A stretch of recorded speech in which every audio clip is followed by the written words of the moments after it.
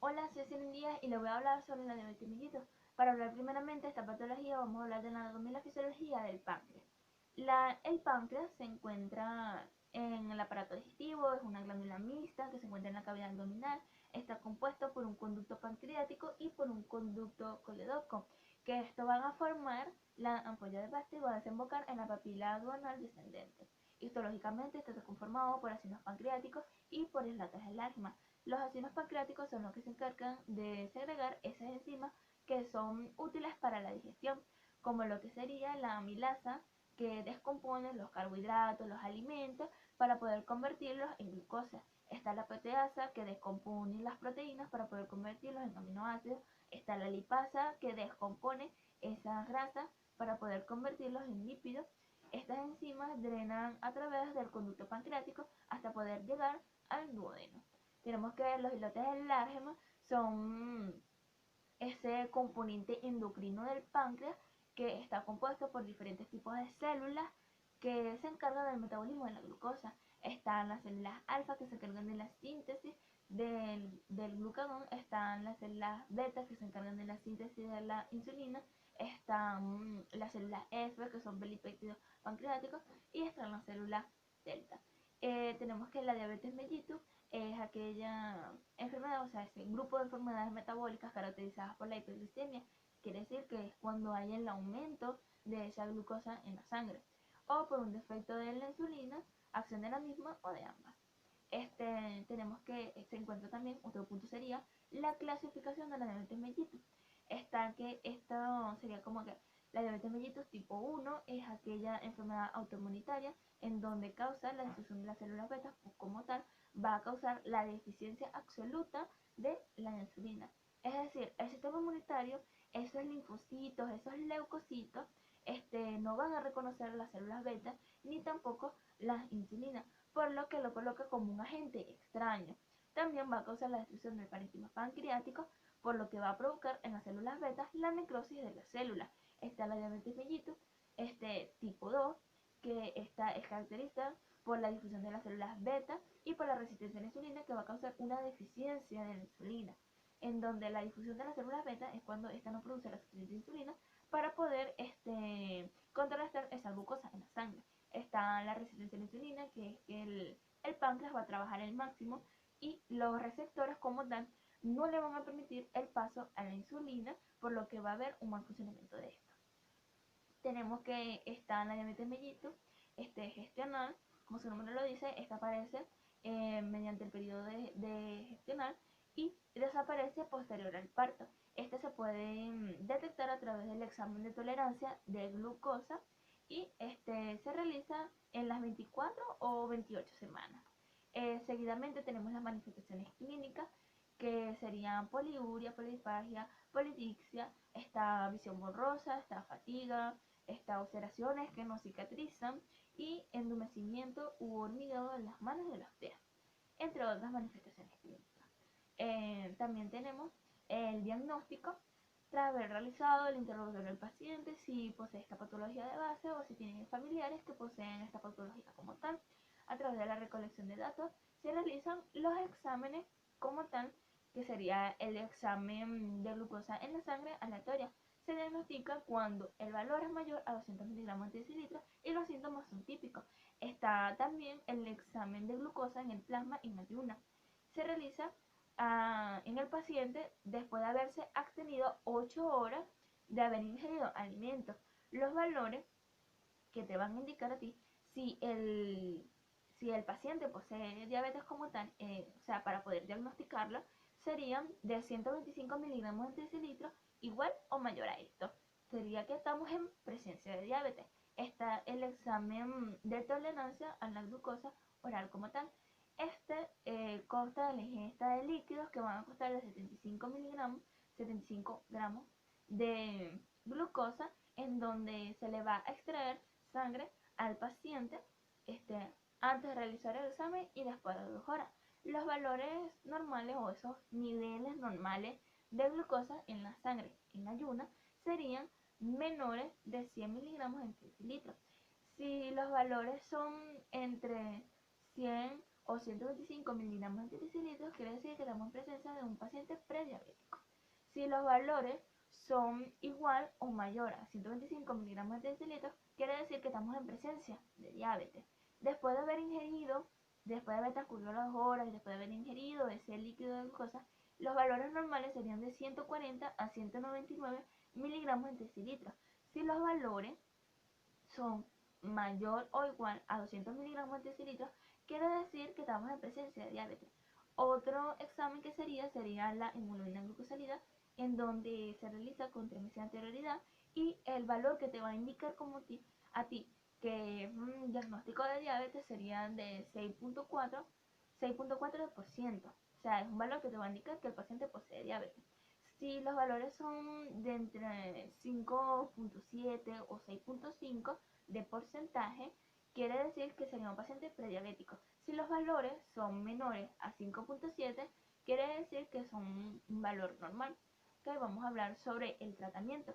En el tratamiento vamos a encontrar la dieta, vamos a encontrar el ejercicio que se le debe indicar al paciente y también la medicación a través de las diferentes estrategias farmacológicas. Están los hipoglucemiantes orales, que estos actúan en los diversos procesos fisiopatológicos de la diabetes mellitus tipo 2, debido a que con base a su mecanismo de acción, esto se va a dividir en diferentes tipos de componentes. Están los que van a aumentar la secreción de la insulina, los que van a reducir la producción de la glucosa, los que van a incentivar esa sensibilidad a la insulina, están los que aumentan como tal esa acción del péptido similar de glucagón 1 y los que inducen a esa secreción esa secreción urinaria de la insulina, de la glucosa, perdón. Tenemos que en los hipoglucemiantes orales se dosifica de manera escalonada y se va a dividir en varios grupos.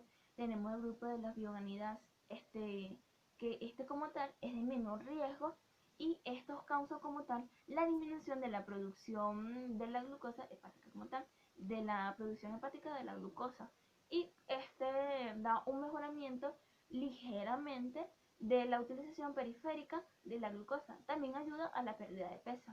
Tenemos que los secretagogos son aquel grupo que estimulan a las células betas para poder crear esa secreción de la insulina. Están los diazonileneonas, que son los que van a actuar a nivel de los receptores. ¿Qué quiero decir con esto? Van a actuar a nivel de las células beta para poder estimular el núcleo de la célula, o sea, en sí el ADN de esta como tal, y producir las grandes cantidades de receptores para poder disminuir esa resistencia a la insulina y poder permitir el paso de la glucosa. Están las insulinas, que se utiliza como tal debido a que tiene varias clasificaciones. Están las insulinas biosintéticas humanas y están los análogos de insulina.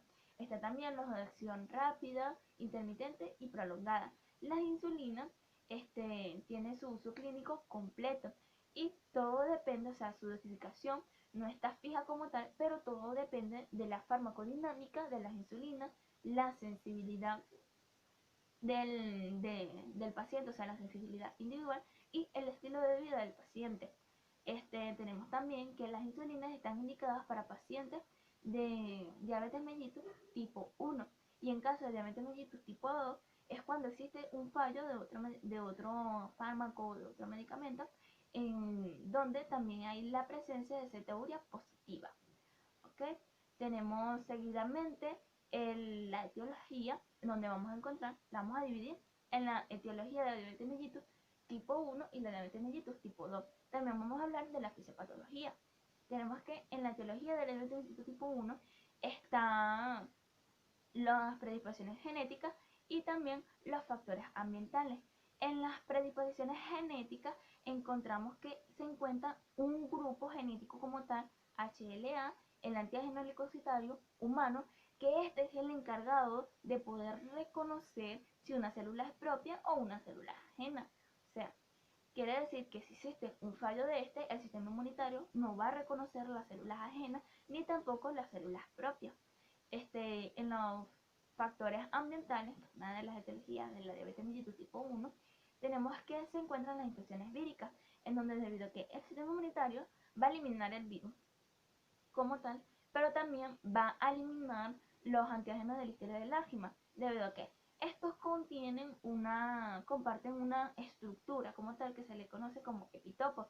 El sistema inmunitario no va a reconocer ni tampoco va a diferenciar no va a poder diferenciar de ambos como tal, y por ello lo va a destruir. Esto se le conoce como reactividad cruzada.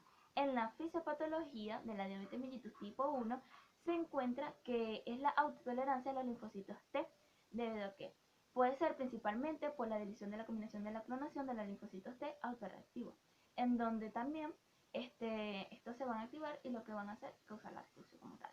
Tenemos que existe el mal funcionamiento como tal de los linfocitos T receptores, en donde no van a actuar de forma correcta. Ok, ya hablamos de la etiología de la diabetes mellitus tipo 1, vamos a hablar sobre la etiología de la diabetes mellitus tipo 2. Esta habla como tal de los factores genéticos y de los factores ambientales. En los factores genéticos habla en sí de que si el paciente posee antecedentes como tal de un familiar que posee esta patología. El paciente, si posee un familiar que posee esta patología como tal, tiene de un 5 a 10% de padecer diabetes. También están las ubicaciones en un cromosoma afectado en común.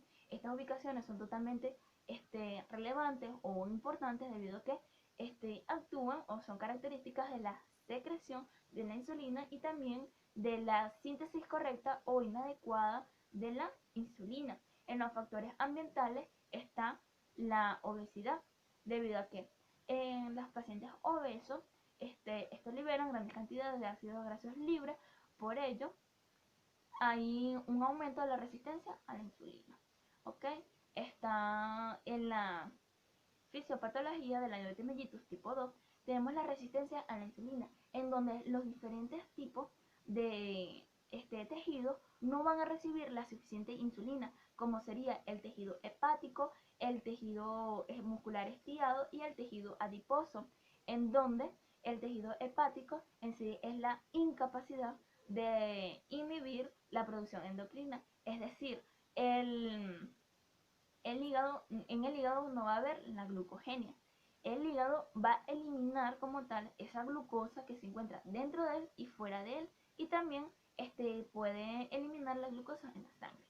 Tenemos también que se encuentra la incapacidad de medir la acoplación de la glucosa y la síntesis de la glucosa por parte del tejido muscular estriado. Está la incapacidad de inhibir como tal esa lipoproteína lipasa por parte del tejido adiposo, que va a causar un aumento de los ácidos grasos libres. Tenemos la resistencia a la insulina en pacientes obesos, debido a que como hay el aumento de esos ácidos grasos libres, esto va a causar como tal esa saturación de las vías del glicerol, por lo que va a causar esa resistencia a la insulina y en sí va a atenuar la señalización de la insulina. Tenemos también, por último, está la